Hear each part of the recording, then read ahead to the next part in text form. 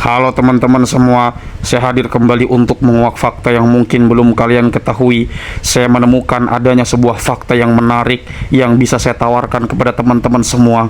Tetapi sebelum saya katakan, silahkan subscribe dan share ketika teman-teman menemukan video saya di beranda platform YouTube teman-teman semua. Tahukah kalian, ketika Gubernur Kalimantan Barat menyindir Kang Deddy Mulyadi tentang jika KDM bisa menyelesaikan persoalan-persoalan yang ada di Kalimantan Barat, maka dia akan mencium lututnya Kang Deddy Mulyadi. Tahukah kalian semua teman-teman bahwa Gubernur Kalimantan Barat dan wakilnya di masa kampanye pernah berjanji untuk membuat jalan-jalan yang ada di Kalimantan Barat menjadi mulus? Ini bukan persoalan regulasi bahwa luas wilayah yang ada di Kalimantan jauh berbeda dengan yang ada di Jawa Barat, tetapi ini soal integritas dan moralitas seorang pemimpin. Masyarakat pada akhirnya tidak menuntut hasil jika kinerja semua bisa ditransparansi. Cuma saya balik lagi ingin bertanya kepada teman-teman, khususnya kepada teman-teman yang ada di Kalimantan Barat, sudahkah kalian benar-benar nyata melihat kinerja daripada wakil gubernur kalian, bahkan gubernurnya sekalipun? Saya ingin bertanya kepada teman-teman, mohon jawab di dalam kolom komentar. Untuk itu, saya ingin tampilkan beberapa hal yang mungkin membuat Anda terkejut. Beberapa waktu yang lalu, bahkan tadi malam saya tonton lagi TikTok. Pas di kampung saya pula, Sepau. Saya tidak tahu apakah itu asli orang Sepau atau bukan. Kemudian dibanding-bandingkan, kalau bahasa Jawa, ojo dibanding-bandingkan dengan Provinsi Jawa Barat. Saya tegaskan, Kalimantan Barat tidak bisa dibandingkan dengan Provinsi Jawa Barat. Provinsi Jawa Barat itu luasnya cuma 43.000 km persegi, APBD-nya 31 triliun. Provinsi Kalimantan Barat 1,11 kali Pulau Jawa, 171.000 km persegi. Itu luas Kalimantan Barat. APBD-nya 6 triliun lebih. Ada yang mau pinjam Deddy Mulyadi 3 bulan? Suruh Deddy Mulyadi jadi Gubernur Kalimantan Barat. Ayo bertukar kita. Saya mau lihat. Tapi pakai duit 6 triliun bangun Kalimantan Barat. Ayo, kalau dia bisa, ku cium lututnya. Itu yang terjadi. Jadi tidak bisa dibandingkan Bapak Ibu dan saudara-saudara. Kekuatan fiskal kita berbeda. Luas kita berbeda. Semakin luas wilayah berimplikasi kepada beratnya biaya pembangunan. Saya contohkan saja, kabel listrik saja 100% kabel listrik di Kalimantan Barat lebih panjang daripada Jawa Barat. Jalan 100% jalan di Kalimantan Barat lebih panjang dari Jawa Barat. Jadi tidak bisa dibandingkan. Jadi saya harap masyarakat jangan gagal paham.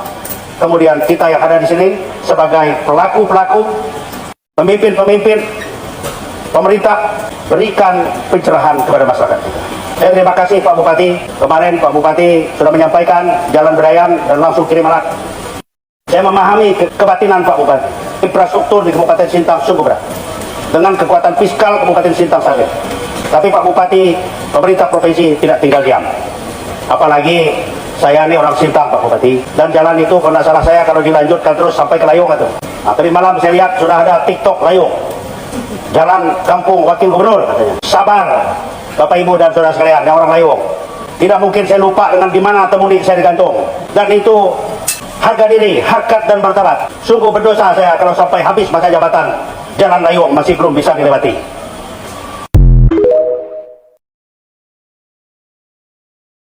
Kang Deddy, kapanlah pindah ke sini dari Jawa Barat, pindahlah ke Kalimantan Barat. Kita ini berhubungan sama-sama Barat, tolonglah bantu kami ini. Kami di sini udah berapa kali ganti kepemimpinan masih begini jalannya. Ini di jalan desa loh Kang Deddy, bukan di jalan kampung Kang Deddy. Tolong.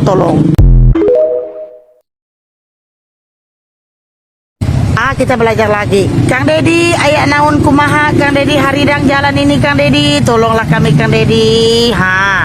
Aku lagi benar-benar berusaha ini Kang Deddy belajar bahasa Sunda. Aku tuh nak nih masuk Kang Deddy. Aku bawa Kang Dayak Kang Deddy. Tolonglah.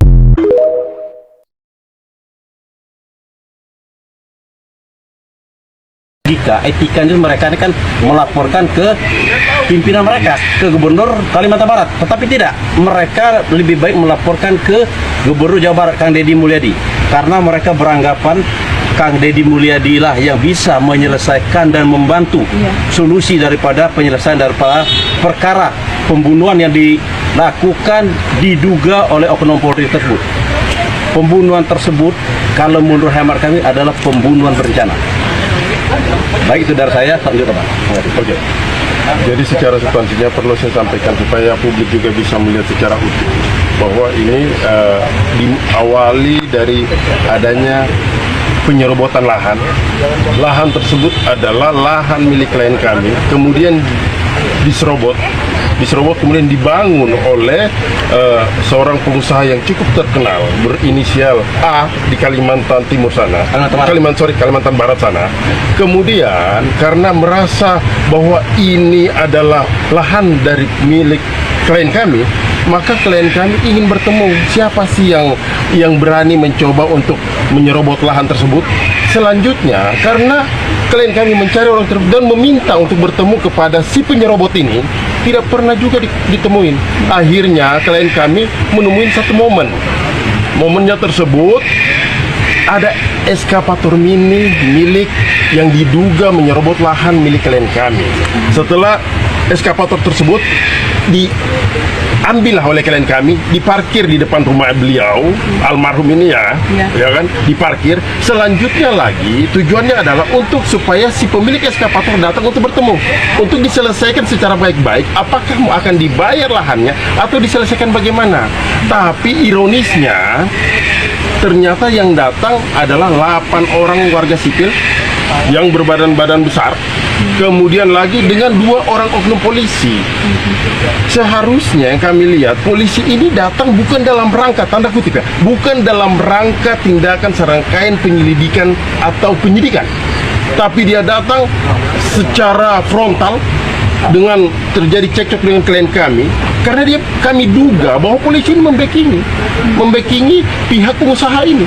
Dia datang, kemudian dia ambil laras panjang, kemudian dia menembaki klien kami. Setelah klien kami sudah 2 peluru, butir peluru bersarang ke badannya, klien kami lagi diangkat, kemudian dijedotkan ke tanah. Wakil Gubernur Kalimantan Barat berkata, kalau KDM bisa menyelesaikan semua masalah di Kalimantan Barat dengan anggaran 6 triliun, maka dia akan mencium lutut KDM.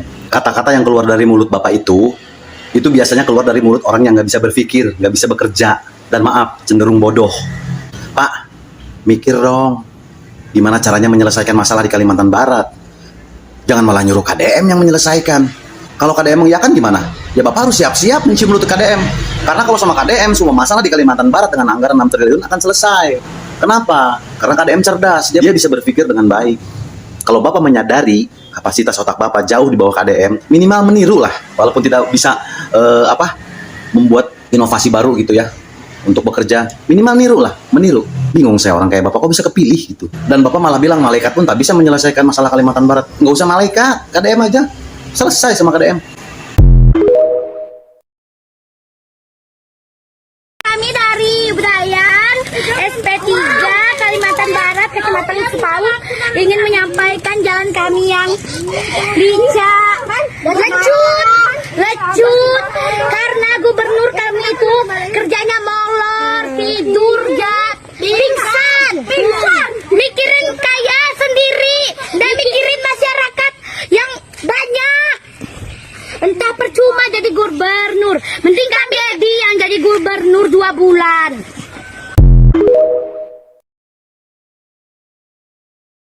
Wakil Gubernur Kalimantan Barat murka pada saat dia berpidato.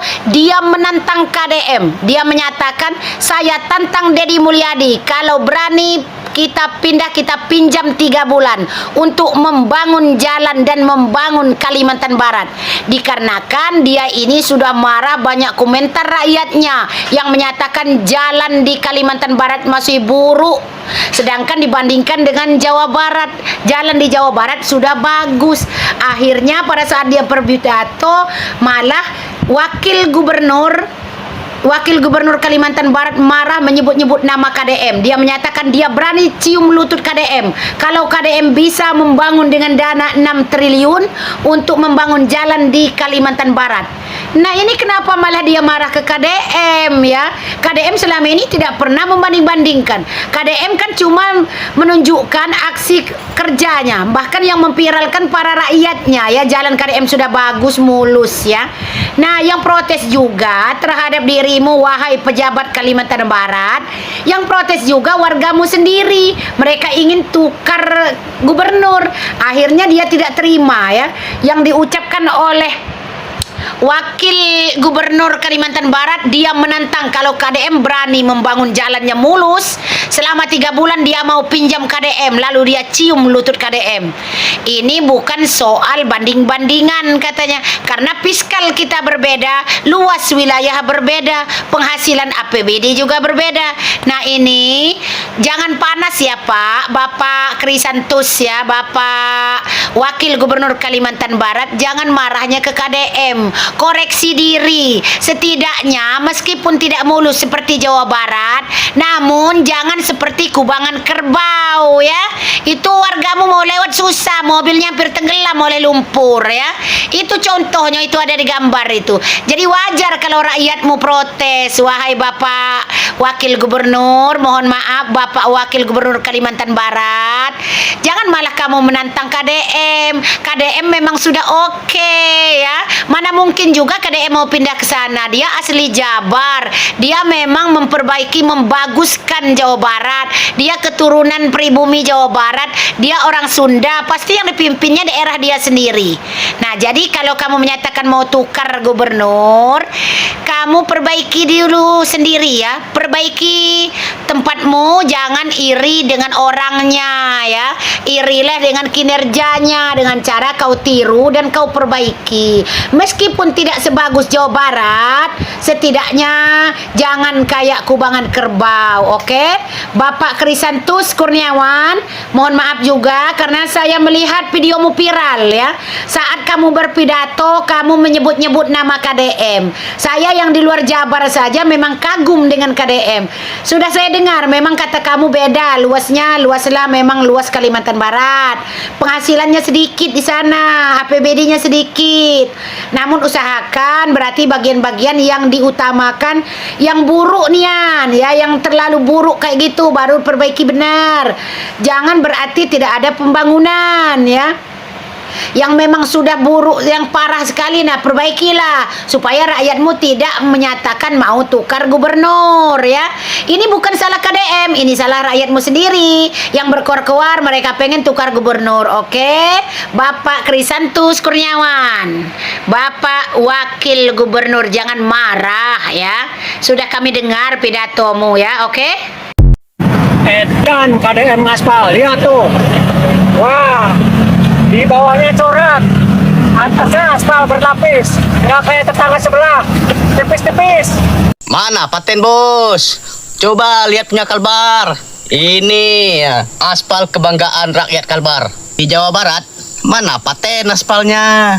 Tirulah Gubernur Kalbar. Nih ya, buktinya.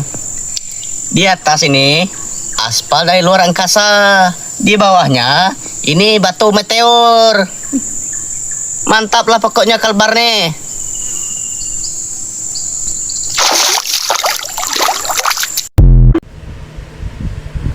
Baik, itulah hal-hal yang teman-teman bisa simak tentang bagaimana kelakuan para pemimpin kita, di mana mereka menginginkan masyarakatnya berpartisipasi untuk memberikan pujian. Masyarakatnya bisa berkontribusi untuk memberikan iklan-iklan gratis melalui program-program yang dilakukan seperti Kang Deddy Mulyadi. Wahai, KDM bangun seperti ini sehingga masyarakat pun berantusias untuk membuat konten, untuk membuat video tentang dirinya. Itu tidak gratis. Ada tirakat yang tidak kalian pahami yang dilakukan oleh Kang Deddy Mulyadi. Siapa sangka bahwa Kang Deddy Mulyadi tidak pernah putus puasa Senin Kemis. Siapa sangka kalau Kang Deddy Mulyadi selalu rutin untuk bangun pagi, jam berapapun dia tidur, secapek apapun. Dan pagi-pagi KDM ada informasi yang memberikannya kritik pedas, yang memberikannya satu kabar tentang orang yang nyinyir kepadanya. Tapi KDM tetap tegar melayani masyarakat, dan ini mentalitas sangat luar biasa. Bisakah kalian melakukan seperti itu? Bukan hanya sekadar janji-janji kampanye saja. Sekian dari saya, sampai jumpa.